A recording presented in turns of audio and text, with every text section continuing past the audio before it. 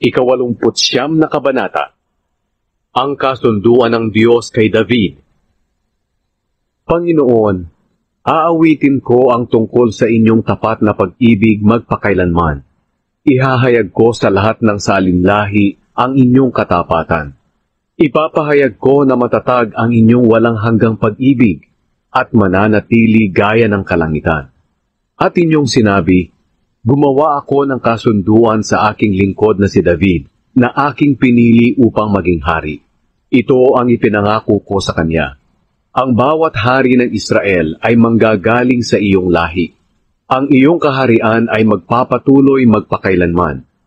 Panginoon, pupurihin ng mga nilalang sa langit ang inyong katapatan at mga kahanga-hangang gawa. Walang sino man doon sa langit ang katulad nyo, Panginoon. Sino sa mga naroon ang katulad nyo, Panginoon? Iginagalang kayo sa pagtitipon ng mga banal sa langit. Higit kayong kahanga-hanga, at silang lahat na nakapalibot sa inyo'y may malaking takot sa inyo. O Panginoong Diyos na makapangyarihan, wala kayong katulad.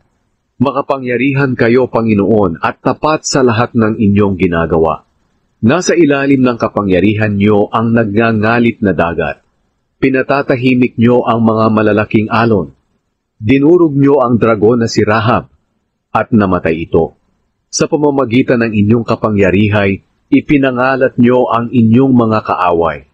Sa inyo ang langit at ang lupa. Ang mundo at ang lahat ng narito'y kayo ang lumikha. Nilikha nyo ang hilaga at ang timog. Ang mga bundok ng Tabor at Hermon ay parang mga taong umaawit sa inyo ng may kagalakan. Ang lakas nyo ay walang kapantay, at ang inyong kanang kamay ay nakataas at napakamakapangyarihan.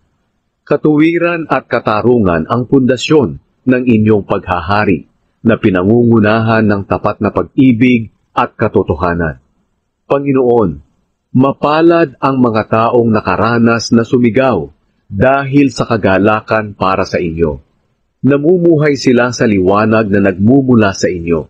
Dahil sa inyo, palagi silang masaya. At ang inyong pagiging makatuwiran ay pinupuri nila. Pinupuri namin kayo dahil kayo ang aming dakilang kalakasan. At dahil sa inyong kabutihan, kami ay magtatagumpay. Panginoon, banal na Diyos ng Israel, ikaw ang naghirang sa hari na sa amin ay nagtatanggol. Noon nagsalita kayo sa inyong mga tapat na lingkod sa pamamagitan ng pangitain. Sinabi niyo, may hinubog akong isang mandirigma. Pinili ko siya mula sa mga karaniwang tao at ginawang hari. Si David na aking lingkod ang pinili kong hari sa pamamagitan ng pagpahid sa kanya ng banal na langis. Ang kapangyarihan ko ang makakasama niya at magpapalakas sa kanya. Hindi siya malilinlang ng kanyang mga kaaway. Hindi magtatagumpay laban sa kanya ang masasama. Dudurugin ko sa kanyang harapan ang kanyang mga kaaway, at lilipulin ang mga may galit sa kanya. Mamahalin ko siya at dadamayan, at sa pamamagitan ng aking kapangyarihan ay magtatagumpay siya. Paghahariin ko siya mula sa dagat ng Mediteraneo hanggang sa ilog ng Euphrates. Sasabihin niya sa akin, kayo ang aking Ama at Diyos. Kayo ang bato na aking kanlungan at kaligtasan. Ituturing ko siyang panganay kong anak, ang pinakamakapangyarihan sa lahat ng hari. Ang pag-ibig ko sa kanya'y magpakailanman, at ang kasunduan ko sa kanya'y mananatili. Ang bawat hari ng Israel ay magmumula sa kanyang angkan. Ang kanyang paghahari ay magiging matatag tulad ng kalangitan at mananatili magpakailanman. Ngunit kung ang mga anak niya ay tumalikod sa aking kautusan at hindi mamuhay ayon sa aking pamamaraan, at kung labagin nila ang aking mga tuntunin at kautusan, parurusahan ko sila sa kanilang mga kasalanan. Ngunit mamahalin ko pa rin at dadamayan si David. Hindi ko sisirain ang aking kasunduan sa kanya, at hindi ko babawiin ang aking ipinangako sa kanya. Nangako na ako kay David ayon sa aking kabanalan, at hindi ako maaaring magsinungaling. Ang bawat hari ng Israel ay magmumula sa kanyang lahi magpakailanman gaya ng araw, at magpapatuloy ito magpakailanman, katulad ng buwan na itinuturing na tapat na saksi sa kalangitan. Ngunit Panginoon, nagalit kayo sa inyong piniling hari, itinakwil niyo siya at iniwanan.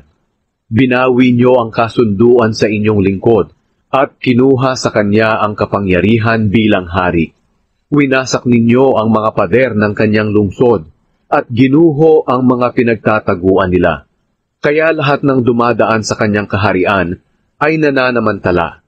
Pinagsasamsam ang mga kagamitan sa lungsod. Pinagtatawanan siya ng mga katabing bansa.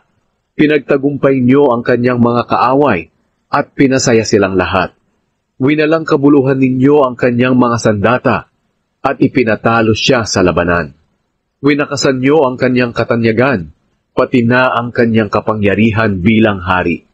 At dahil dito'y nagmukha siyang matanda sa bata niyang edad, inilagay niyo siya sa kahihiyan. Panginoon, hanggang kailan niyo kami pagtataguan? Wala na ba itong katapusan?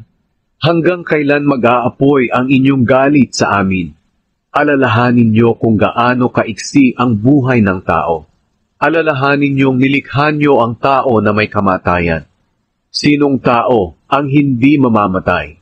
Maiiwasan ba ng tao ang kamatayan? Panginoon, nasaan na ang dati ninyong pag-ibig?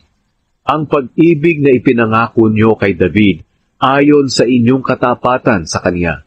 Alalahanin niyo, Panginoon, kung paanong hiniya ng maraming bansa ang inyong lingkod, at ito ay aking tiniis.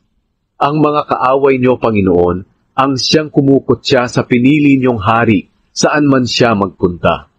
Purihin ang Panginoon magpakailanman. Amen. Amen.